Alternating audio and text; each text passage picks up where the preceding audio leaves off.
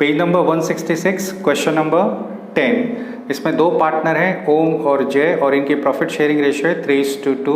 उससे ज़्यादा इंटरेस्टिंग ये है कि यहाँ पे आपको बैलेंस शीट में पार्टनर्स कैपिटल अकाउंट भी दिया है और करंट अकाउंट भी दिया है। तो अगर किसी भी क्वेश्चन में करंट और कैपिटल दोनों एक साथ दिया रहेगा तो आप कैपिटल अकाउंट मत बनाना, आप करंट अकाउंट बनाओगे और कैपिटल अकाउंट आप डायरेक्टली बैलेंस शीट में एज इट इज़ लिखोगे विदाउट एनी चेंज। इसमें कोई चेंजेस नहीं करना है, ये आपको बैलेंस शीट में एज इट इज़ कॉपी करनी है। करंट अकाउंट आप बनाएंगे और पार्टनर से रिलेटेड कोई भी एडजस्टमेंट होगा तो वो करंट अकाउंट में सॉल्व होगा।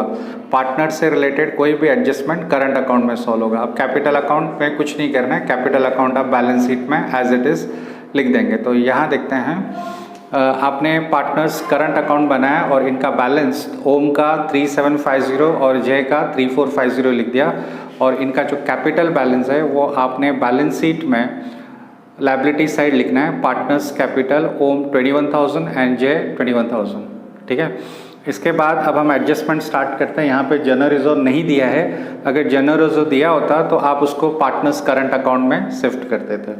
ठीक है, कैश अकाउंट का बैलेंस आप कैश अकाउंट आपने बनाया हुआ है तो आप वहाँ लिख देंगे to balance brought down amount is 3,000। उसके बाद आप क्वेश्चन देखिए, वहाँ पे मेंशन किया है first adjustment Jagdish should pay ₹3,000 as his share of goodwill. तो न्यू पार्टनर गुडविल के लिए पे कर रहा है तो इसकी जनरल एंट्री आएगी cash account debit to goodwill और ये इसकी दो इफेक्ट आएगी पार्टनर्स करंट अकाउंट में, कैपिटल के बदले आप करंट अकाउंट में इफेक्ट आएगी। आप यहाँ लिखेंगे बाय गुडविल, ये फर्स्ट कंडीशन है और गुडविल दोनों पार्टनर्स में डिवाइड होगी 3,000 ओम और जे में डिवाइड होगी 3:2 में, क्योंकि सेक्रीफाइस रेशियो की ज़रूरत नहीं है क्योंकि न्यू रेशियो नहीं दिया है। 3:2 में आप 3,000 को डिवाइड करेंगे तो आपको मिलेगा 1,800 एंड 1,200 और इसकी सेकेंड इफेक्ट कैश अकाउंट में debit side to goodwill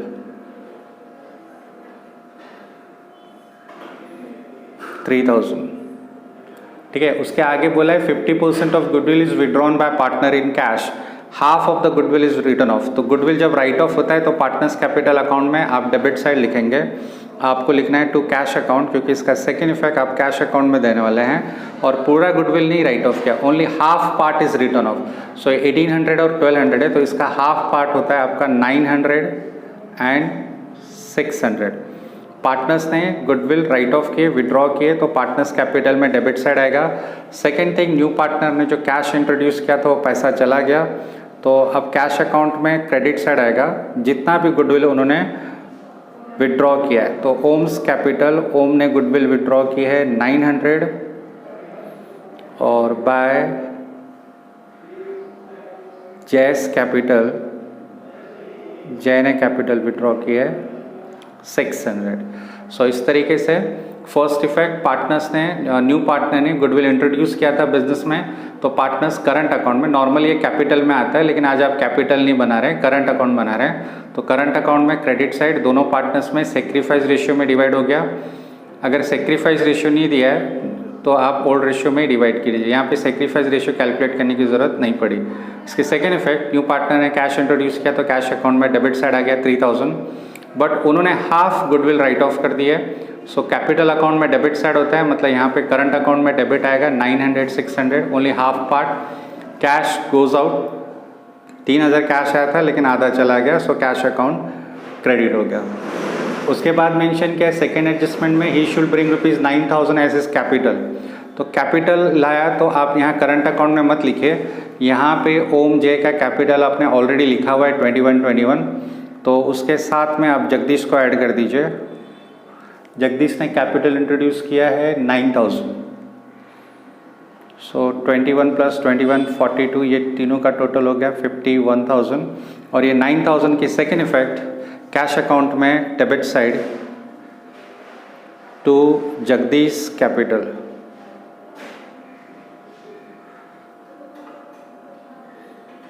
9,000। So ये हो गया आपका सेकेंड एडजस्टमेंट। उसके बाद एसेट्स को रीवैल्यूड किया है तो वो देखते हैं बिल्डिंग, ये ज़रा जल्दी जल्दी करते हैं या नॉर्मली आपको आता ही होगा। 10th सम में है आपने, तो आपने प्रीवियस सम्स किए, मतलब इस पर कोई इशू नहीं होनी चाहिए। बिल्डिंग आपकी पहले 15,000 थी, अब आपने उसको रीवैल्यूड करके 18,000 कर दिया है, तो 3,000 इंक्रीज हुई है। आप रीवैल्यूड भी लिख सकते हैं और एप्रिशिएट भी लिख सकते हैं 18,000। उसके बाद बिल्डिंग एप्रिशिएट हुई है तो profit and loss adjustment account में आप क्रेडिट साइड लिखेंगे बाय बिल्डिंग अकाउंट 3,000। नेक्स्ट में मेंशन किया machinery and furniture to be reduced by 10%। तो आप बैलेंस शीट में देखिए आपकी मशीनरी का अमाउंट है 21,000, उसको आपने डेप्रिशिएट करना है 10% से 2,100, तो ये हो जाएगा 18,900। इसके बाद आप फर्नीचर को भी डेप्रिशिएट करेंगे। आपकी बैलेंस शीट में उन्होंने फर्नीचर 900 दिया है, सो इसको अगर आप डेप्रिशिएट करेंगे तो 10% इज़ 90, ये हो जाएगा 810। और ये दोनों एसेट्स डेप्रिशिएट हुई हैं तो लॉस है हमारे लिए, तो इसको हम रिवैल्यूएशन अकाउंट में डेबिट साइड लिखेंगे। यहाँ पे हम लिख रहे हैं टू मशीनरी, मशीनरी को रिड्यूस किया आपने 2100 से और फर्नीचर को रिड्यूस किया आपने ओनली 90 रुपीज़। ठीक है, इसके बाद है RDD, डेटर्स के ऊपर डाउटफुल डेब्ट्स है। सो आप बैलेंस शीट में लिखते हैं डेटर्स का अमाउंट है 27,000 और इस पे 5% RDD है, less RDD 5% is 1350। So outer column में आएगा 25,650 और ये 1350 आपका लॉस है। तो रिवैल्यूएशन अकाउंट या profit and loss adjustment account में आप डेबिट साइड लिखेंगे 1350, डेटर से लेस कर दिया हमने। स्टॉक 12,300 था, उसको 15,000 कर दिया। स्टॉक था आपका 12,300, उसकी न्यू वैल्यू 15,000 हो गई sorry. So that means value of stock is increased by 2,700। सो ये 15,000 हो गया और इंक्रीज हुआ है तो रिवैल्यूएशन अकाउंट में क्रेडिट साइड आएगा, स्टॉक अमाउंट इज 2,700। ठीक है, इसके बाद आप देखिए कि आपका कुछ छूट गया है क्या, क्या कुछ मिस हुआ है क्या। तो बैलेंस शीट से cash, building, machinery, furniture, stock सब हो गया आपका। Building, machinery, furniture, debtor, stock हो गया। लायबिलिटी साइड क्रेडिटर्स है, उस पर कोई एडजस्टमेंट नहीं आई, तो क्रेडिटर्स को आप एज इट इज़ लिख दीजिए। सो इस तरीके से आपके एडजस्टमेंट भी हो गई और बैलेंस शीट भी आपकी कंप्लीट हो गई।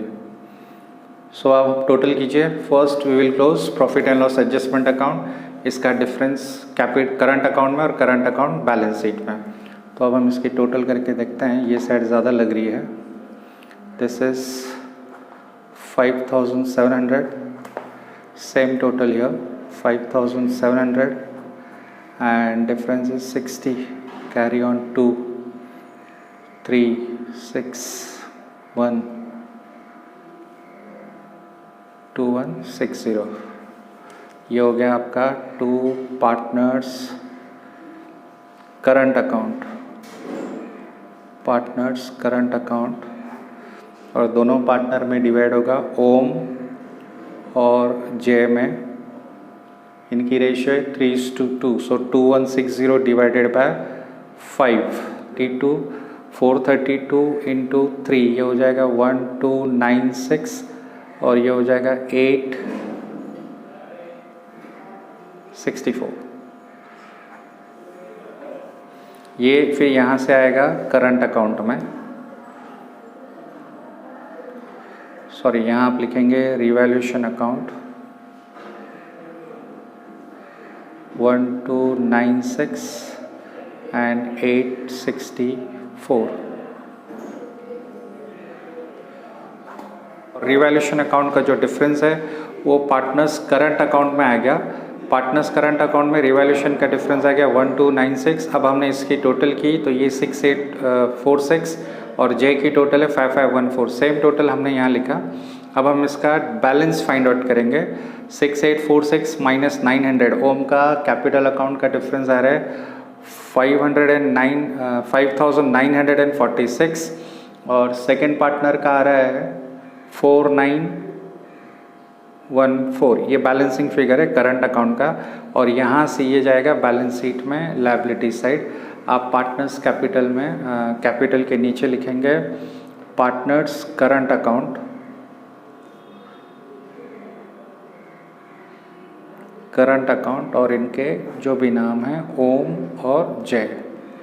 ओम का डिफरेंस आपने ढूंढा था 5946 और जय का आया था 4914 और इन दोनों के difference 60 carry on 1 9 again carry on 1, सो ये हो जाएगा 10,960। अब आप इसकी टोटल कीजिए। इससे पहले आप कैश अकाउंट क्लोज करना। कैश अकाउंट में आपको डिफरेंस मिलेगा 13,500। सो ये टोटल 51 + 10 61 91,960 और सेम टोटल यहाँ पे भी आ गई। ये टोटल आप करेंगे तो आपको मिलेगा 91,960। तो इस तरीके से सम टैली हो गया। Thank you.